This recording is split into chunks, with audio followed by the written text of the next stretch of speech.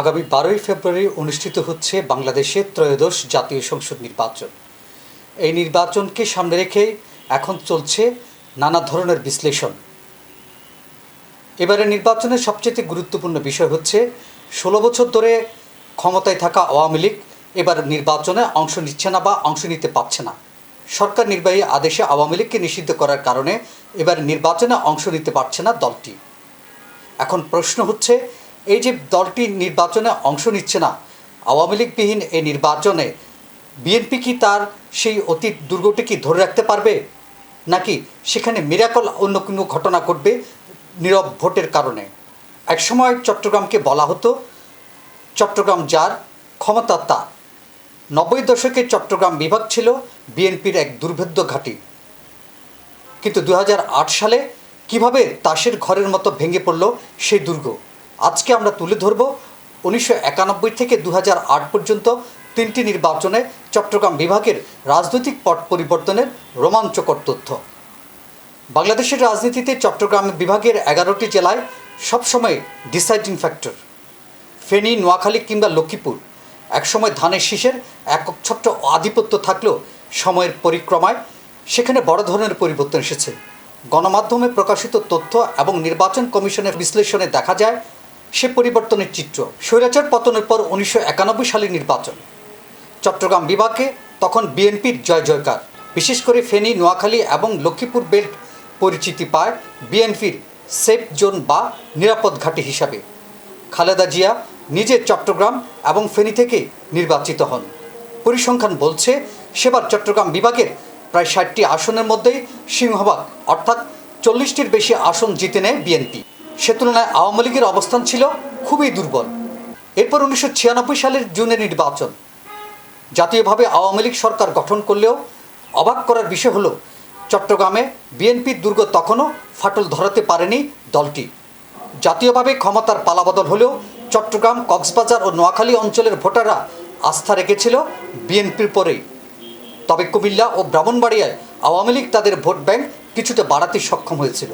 কিন্তু গল্পের মোড় ঘুরে যায় 2008 সালের নির্বাচন। 1/11 পরবর্তী নির্বাচনে মহাজোটের জোয়ারে ভেসে যায় বিএনপির দীর্ঘদিনের সাজানো ঘর। বিশ্লেষণে দেখা যায় এটি ছিল চট্টগ্রাম বিভাগের নির্বাচনের ইতিহাসে সবচেয়ে বড় ল্যান্ডস্লাইড ভিক্টরি বা ধস নামানো বিজয়। চট্টগ্রাম, কক্সবাজার, চাঁদপুর থেকে শুরু করে খাগড়াছড়ি সহ চট্টগ্রাম বিভাগের 50টি আসন চলে যায় মহাজোটের দখলে।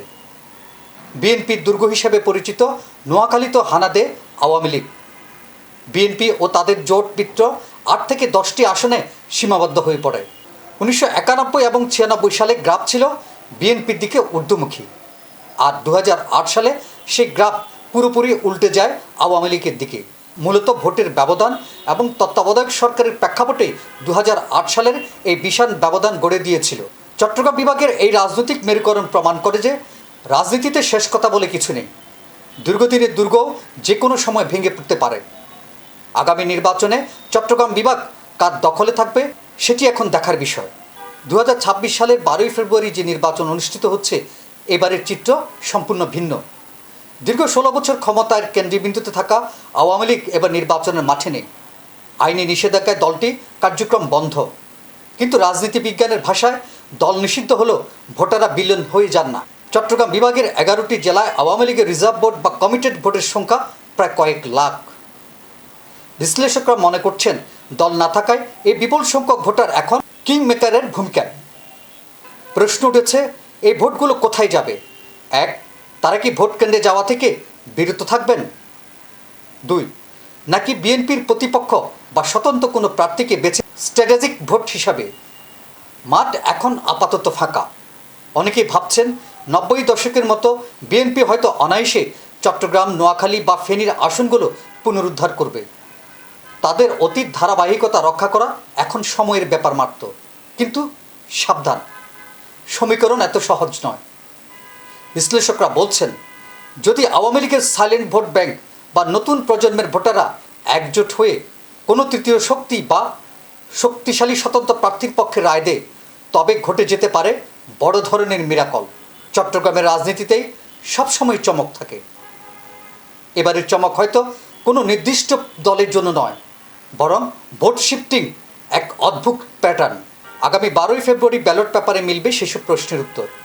বিএনপির সাংগঠনিক শক্তি বনাম কার্যক্রম নিষিদ্ধ থাকা আওয়ামী লীগের গোপন ভোট লড়াইটা কি একপাক্ষিক হবে নাকি হাড্ডাহাড্ডি? আওয়ামী লীগের ভোটারে কি এবার বিএনপির জয়ের বাধা হয়ে দাঁড়াতে, নাকি বিএনপি তাদের হারানোর সাম্রাজ্য ফিরে পাবে রাজকীয়ভাবে? নির্বাচন পর্যন্ত চট্টগ্রাম বিভাগের প্রতিটি আসনের জয় পরাজয়ের খবরাখবর পেতে সাবস্ক্রাইব করুন, সঙ্গে থাকুন নিউজ প্লাস 24 এর সাথে।